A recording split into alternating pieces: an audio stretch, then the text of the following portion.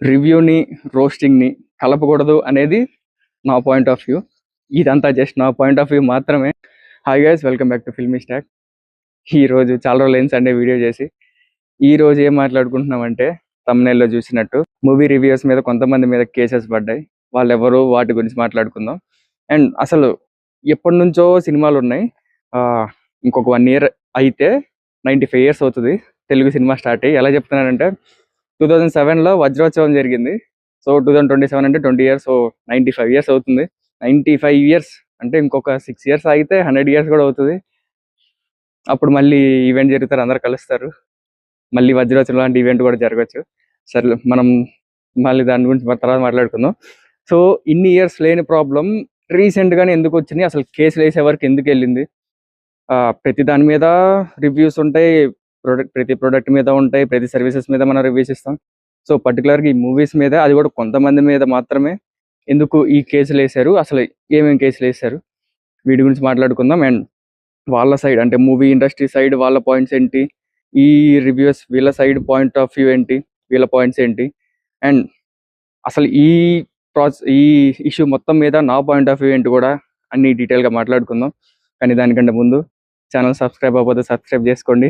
మన కూడా రివ్యూ ఛానలే, కాకపోతే మన మీద మ్యాక్సిమం కేసెస్ పడవు. ఎందుకంటే వాళ్ళు మూవీ సైడ్ వాళ్ళ పాయింట్స్ ఏంటంటే, రివ్యూ లాగే చెప్తే మాకు ఎలాంటి ప్రాబ్లం లేదు, సినిమా చూసి అది నచ్చిందా లేదా, ఏం నచ్చింది ఏం నచ్చలేదు అనేది కొంచెం రెస్పెక్టెడ్ వేలో చెప్తే మాకు అసలు ప్రాబ్లమే లేదు, ఇది ఎప్పటి నుంచో జరుగుతున్న ప్రాసెస్సే అన్నారు. మన దాంట్లో మ్యాక్సిమం ఆ టైప్లోనే ఉంటాయి, మనం ఎవరిని రోస్ట్ చేయం, ట్రోల్ చేయం. కాబట్టి సబ్స్క్రైబ్ చేసుకోండి, మన ఛానల్కి అయితే ప్రాబ్లం రాదు. సో అసలు ఎవరెవరి మీద కేసెస్ పడ్డాయి అంటే అందరికీ తెలిసిందే, రివ్యూస్ చూసి అందరికీ తెలుసు. బార్బెల్ పిచ్ మీటింగ్స్, తన మీద 1 కాదు 2 కాదు 4 కేసులు పడ్డాయంట. అంటే ఈ సంక్రాంతికి రిలీజ్ అయిన రాజాసాబ్ కాకుండా మిగతా 4 మూవీస్ మీద, ఆ రివ్యూస్ మీద దాని మీద కేసెస్ పడ్డాయంట. కాకపోతే ఆ కేసులు ఎలా పెట్టారంటే కాపీరైట్ స్ట్రైక్ అన్నట్టు పెట్టారు. కాకపోతే తను దానికి రివర్స్ కేసు కూడా వేసాడంట. అంటే నేనేమి వాళ్ళ కంటెంట్ ఏమి కాపీ చేయలేదు, నా ఫ్రీడమ్ ఆఫ్ స్పీచ్తో నేను మాట్లాడాను అని. అసలు ఇష్యూ ఏంటి అంటే, వాళ్ళ మూవీ సైడ్ వాళ్ళ సైడ్ వాళ్ళు ఏమంటున్నారంటే, కొంతమంది మూవీ రివ్యూస్ పేరుతో మూవీని ట్రోల్ చేయడం, రోస్ట్ చేయడం, మూవీకి నెగిటివిటీ పెంచుతున్నారు. సో మేము వాళ్ళకి ఆపోజిట్గా ఉన్నాం కానీ అందరి మీద కాదు అని వాళ్ళు చెప్తున్నారు. సో వీళ్ళు ఏమంటున్నారంటే, అది మా ఫ్రీడమ్ ఆఫ్ స్పీచ్, మేము ఎలా అయినా మాట్లాడతాం, మేము బూతులు మాట్లాడారు కదా అని వీళ్ళు అంటున్నారు. నా పాయింట్ ఆఫ్ వ్యూ ఏంటంటే, ఎస్, నేను కూడా మూవీ ఇండస్ట్రీకే సపోర్ట్ చేస్తాను. ఎందుకంటే నాకు సినిమాలు అంటే ఇష్టం. నేను ఆల్మోస్ట్ ఈ రివ్యూస్ కోసమే కాదు, ఇంతకుముందు కూడా ప్రతి వీక్ ఏదో ఒక సినిమాకి వెళ్తాను. సో ఎలాగో వెళ్తున్నాం కాబట్టి నేను జనరల్గా ఇంట్రోవర్ట్, సో కమ్యూనికేషన్ పెంచుకున్నట్టు ఉంటుంది. ఈ స్టేజ్ ఫియర్ అని పోతాయి ఆ ఉద్దేశంతో నేను ఇదంతా స్టార్ట్ చేశాను. సో నాకు మూవీస్ అంటే ఇష్టం, నేను ఎవ్రీ వీక్ ఏదో ఒక మూవీ చూస్తాను. అండ్ నేను మూవీలానే చూస్తాను. అంటే మన ఎక్స్పెక్టేషన్స్ కొన్ని ఉంటాయి. సో ఈ మూవీ ఇంత రేంజ్లో ఆడొచ్చు అని. సో అంతవరకు ఆడితే నాకు నచ్చుతుంది. నా ఎక్స్పెక్టేషన్ రీచ్ అయితే నాకు సినిమా నచ్చేస్తుంది. కొంచెం బాగున్నా చాలు, నా ఎక్స్పెక్టేషన్ రీచ్ అయితే నాకు నచ్చేస్తుంది. సో కొంతమంది రివ్యూస్ ఎలా ఉంటాయంటే, ఎగ్జాంపుల్ మన బార్బెల్ రివ్యూసే తీసుకుందాం. బార్బెల్ రివ్యూస్ మీద రివ్యూస్ అనమాట. యాజ్ పర్ బార్బెల్ గారు ఫ్రీడమ్ ఆఫ్ స్పీచ్ ఉంది కాబట్టి తన పాయింట్ ఆఫ్ వ్యూలోనే తన రివ్యూస్ని మనం బ్రేక్ డౌన్ చేసుకుందాం. సో తన రివ్యూస్ జనరల్గా ఎలా ఉంటాయంటే, ఏదైనా తెలుగు సినిమా రివ్యూ చేస్తే తెలుగు సినిమాకి మాత్రమే ప్రతి దాంట్లో ఏదో ఒక నెగిటివిటీ ఎదుగుతూనే ఉంటాడు.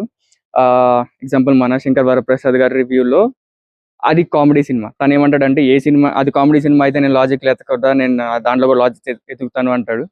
ఎగ్జాంపుల్గా ఇంటర్వెల్ ముందు ఆయన నయనతార గారి ఫాదర్ ఒక సాంగ్ పాడతాడు కదా, దాన్ని ఎలా చెప్పాడంటే, ఆయన ఒక big rich person, businessman, తను అసలు పాట రాసుకొని ఆ సాంగ్ స్లాంగ్కి తన స్లాంగ్కి సంబంధం ఉండదు, వాయిస్ వేరే ఉంటుంది, అలా ఎలా పాడతాడు రిచ్ బిజినెస్ మ్యాన్ అంటారు. కాకపోతే జనరల్గా పాటలు అంటే ఏ సినిమాలో అయినా వాళ్ళు పాడరు, ఏ లాంగ్వేజ్లో అయినా సరే వాళ్ళైతే పాడరు. అది అక్కడ కామెడీ కోసం చేశారు. తను ఏమంటాడంటే, కామెడీ సినిమా అయితే మాత్రం నేను లాజిక్స్ ఎత్తకుండా ఉండను, ఏ సినిమా అయినా నాకు ఒకటే అంటారు. అది కూడా తెలుగు సినిమాలకే వర్తిస్తుంది. నేనేమంటానంటే, ఇప్పుడు మనకి చిన్నప్పుడు స్కూల్లో సబ్జెక్ట్స్ ఉంటాయి, అన్ని సబ్జెక్ట్స్ మనం ఒకలాగా చూడం. సైన్స్ సబ్జెక్ట్ ఎగ్జాంపుల్గా తీసుకుంటే దాంట్లో సైంటిఫిక్ ప్రూఫ్స్ ఇవన్నీ వాటి థీరీస్ అవి ఉంటాయి. మ్యాథ్స్ తీసుకుంటే ఆ ఫార్ములాస్ లాజిక్స్ అవి ఉంటాయి. అలాగే ఈ లాంగ్వేజెస్ అంటే తెలుగు, హిందీ, ఇంగ్లీష్ ఇవి తీసుకుంటే కొన్ని ఫిక్షనల్ స్టోరీస్ ఉంటాయి. ఎగ్జాంపుల్ మాకు చిన్నప్పుడు కొన్ని పక్షులు, మదర్ పక్షి ఉంటుంది, ఆ చైల్డ్ పక్షులు ఉంటాయి, వాళ్ళతో మాట్లాడుకునేది ఇదంతా ఒక స్టోరీ లాగా ఉంటుంది. ఇప్పుడు ఇదే లాజిక్ మనం అప్లై చేస్తే ఇక్కడ అసలు పక్షులు ఎలా మాట్లాడతాయి అని తెలుగు సబ్జెక్ట్లో మనం మాట్లాడు. ఎందుకంటే ఆ సబ్జెక్ట్లో మనం చూడాల్సింది వాళ్ళు రాసే వర్డ్స్ కరెక్ట్గా రాస్తున్నారా లేదా, ఆ లిటరేచర్ ఇదంతా కరెక్ట్గా ఉందా లేదా అని ఈ సబ్జెక్ట్లో చూస్తాం. అదే మ్యాథ్స్కి వెళ్తే అక్కడ ఫార్ములాస్ ఇవన్నీ కరెక్ట్గా ఉన్నాయా లేదా, ఈక్వేషన్స్ కరెక్ట్గా చేసా లేదా అవి అక్కడ చూస్తాం. సైన్స్లో థీరీస్ ఉంటాయి, కరెక్ట్గా సైంటిఫిక్ ప్రూఫ్స్ ఇవన్నీ కరెక్ట్గా ఉన్నాయి లేదా అక్కడ చూస్తాం. అంతేగాని ఇక్కడ తెలుగు సబ్జెక్ట్కి వచ్చి పక్షులు ఎలా మాట్లాడతాయి, అది సైంటిఫిక్గా అది కరెక్ట్ కాదు అని సైన్స్ వాళ్ళు అంటే ఎలా ఉంటుంది.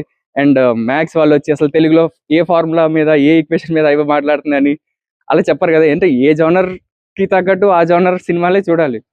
Comedy cinema and family cinema అంటే వాళ్ళు అవే చూస్తారు, వాళ్ళకి నచ్చినట్టే తీస్తారు. ఇప్పుడు మనశంకర్ వరప్రసాద్ గారు సినిమా ఫ్యామిలీస్ అందరూ కొన్ని ఊర్లో ట్రాక్టర్లు వేసుకొని వెళ్తున్నారంట, వాళ్ళు ఇవన్నీ అప్లై చేస్తారా?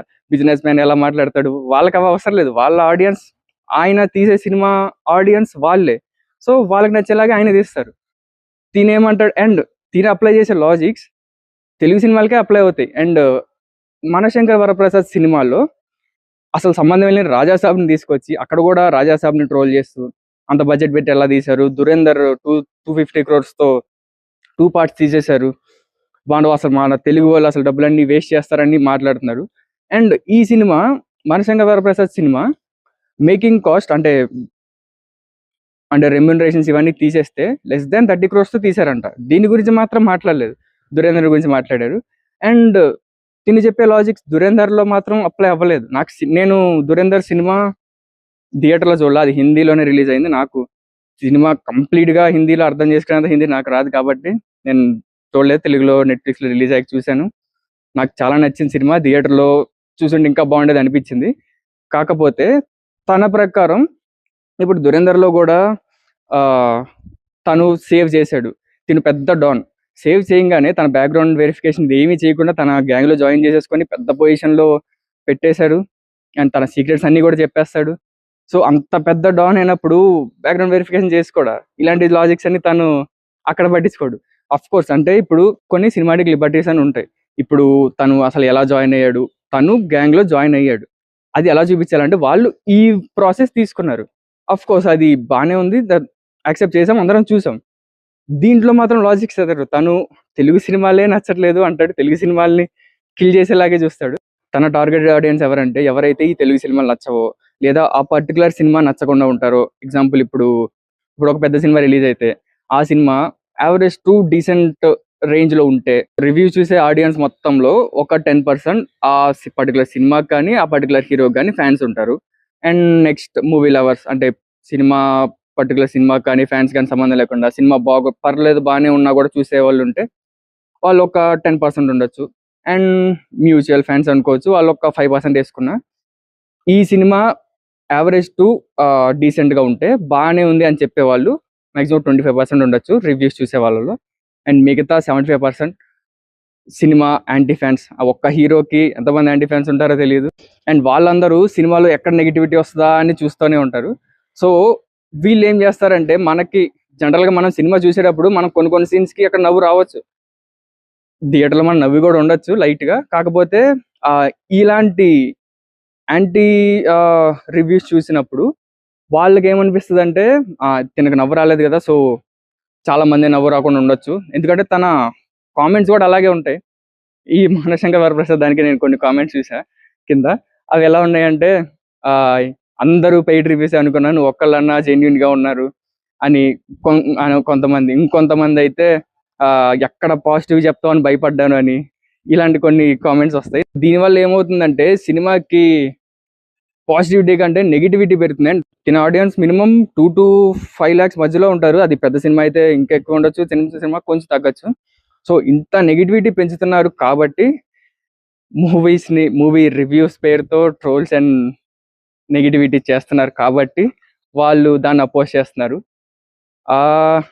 కరెక్ట్ కరెక్టే. కాకపోతే వాళ్ళు వేసిన కేసులు అయితే రాంగ్. అంటే కాపీరైట్ ఇవన్నీ వేశారు, అవి అయితే కరెక్ట్ కాదు. సో ఫైనల్గా నా పాయింట్ ఆఫ్ వ్యూ ఏంటంటే, రివ్యూని రివ్యూలానే చెప్పాలి, సినిమాని సినిమాలానే చూడాలి. ఎవరిని హర్ట్ చేసే రైట్ అయితే మనకి కోర్స్ ఫ్రీడమ్ ఆఫ్ రైట్ ఉంది. కాకపోతే కొంచెం రెస్పెక్ట్ కూడా ఉండాలి పబ్లిక్ ప్లాట్ఫామ్లో మాట్లాడేటప్పుడు. కొంతమంది బూతులు మాట్లాడే ఛానల్స్ కూడా ఉన్నాయి. వీళ్ళు ఏమంటున్నారంటే మరి వాళ్ళ మీద ఎందుకు కేసులు వేయట్లేదు అని. వాళ్ళని ఎవరు పట్టించుకోరు, జనరల్గా సీరియస్గా తీసుకోరు. కాబట్టి వాళ్ళని ఎవరు పట్టించుకోవట్లేదు.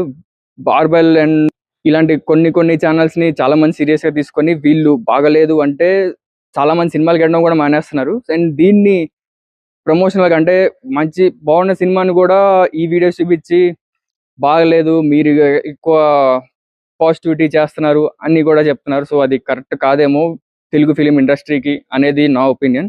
రివ్యూని రోస్టింగ్ని కలపకూడదు అనేది నా పాయింట్ ఆఫ్ వ్యూ. ఇదంతా జస్ట్ నా పాయింట్ ఆఫ్ వ్యూ మాత్రమే యాజ్ ఎ మూవీ లవర్.